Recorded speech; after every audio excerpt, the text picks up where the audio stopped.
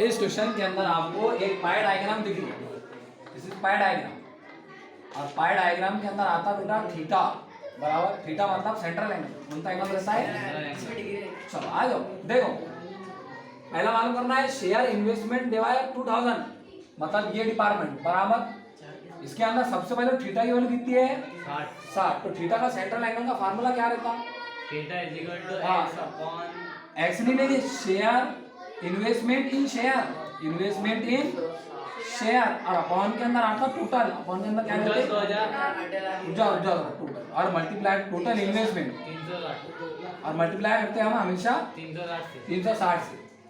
अब थीटा की वैल्यू खुद ब खुद दी हुई है, थीटा की वैल्यू दी हुई है 60, इन्वेस्टमेंट इन शेयर है क्या हमारे पास में, तो इसको आपने क्वेश्चन शुरू करने से पहले डालना, suppose that the investment in share is x rupees, ये स्टार्ट में लिख डालना, यहाँ पर वैल्यू क्या है x, अपॉन के अंदर है टोटल इन्वेस्टमेंट, टोटल इन्वेस्टमेंट तो मालूम करना है, टोटल इन्वेस्टमेंट मालूम करना है, और इन्वेस्टमेंट इन शेयर देवा है हमको 2000, तो 2000 अपॉन x, और मल्टीप्लाई में जाएंगे 360, ये दोनों की क्रॉस मल्टीप्लाई है, 60 multiplied by x is equal to this multiplied by 360।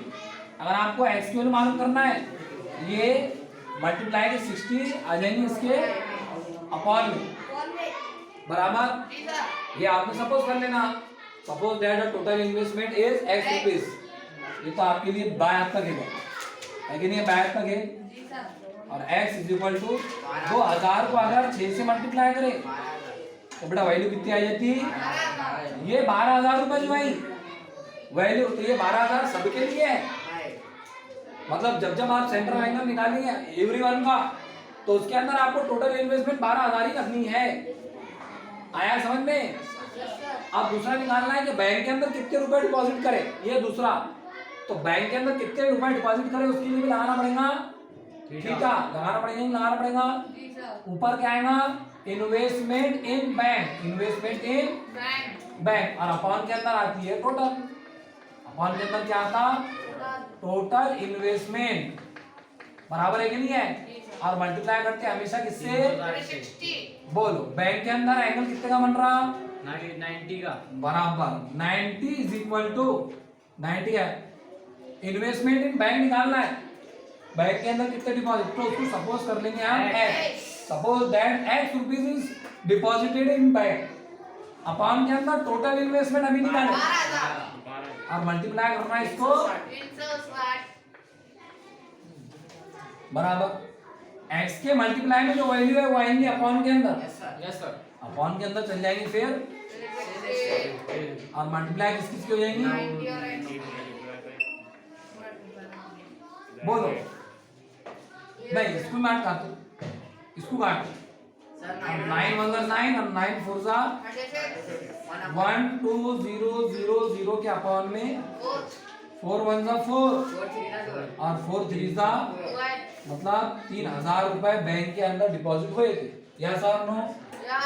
अब उसके बाद में मालूम करने के लिए बोल रहा हूं, how much more money invested in the immovable property then in the mutual fund, मतलब कितने ज्यादा पैसे इन्वेस्ट किए गए इमूवेबल प्रॉपर्टी से म्यूचुअल फंड के अंदर, तो दोनों का डिफरेंस निकालना है, तो सबसे पहले उनका इन्वेस्टमेंट निकालना पड़ेगा, और इन्वेस्टमेंट निकालने के लिए हमारे पास में कोई फार्मूला है सेंट्रल एंगल का, central angle is equal to, पहले निकालो इमूवेबल प्रॉपर्टी का, investment in immovable property, immovable, और अपॉन के अंदर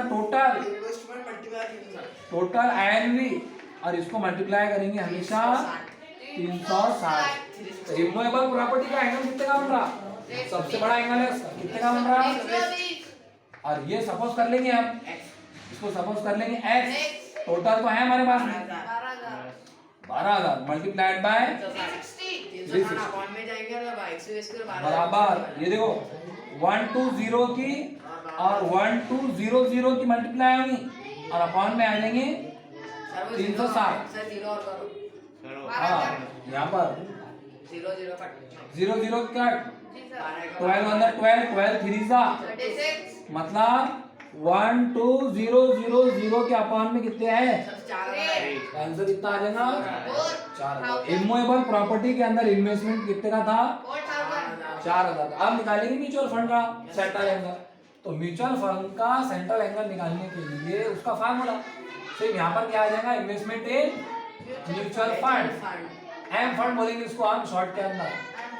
बोलो म्यूचुअल फंड का एंगल कितना बन रहा? 60। तो 60 is equal to x upon total कितने हैं?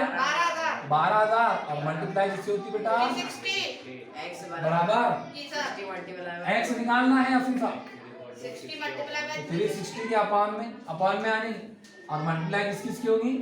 60 और 12 बोलो 6 1 6 6 6 जा 36 एक्स इक्वल टू 12,000 के बटे में है 6 6 1 6 और 6 2 जा 12 कितनी आ गई बेटा? 2,000 बराबर है। तो आप कितने का डिफरेंस आएगा फिर दोनों में? 4,000 में 2,000 गए कितना आ जाएगा? 2,000। लेकिन एक बात यहाँ पर ध्यान में रखो कि आप हर मर्तबा एक्स सपोज कर रहे, हर मर्तबा एक्स सपोज थोड़ी किया जाए। कभी एक्स सपोज कर लो, कभी वाई, कभी जेड। आज क्लास में हमने चलो लास्ट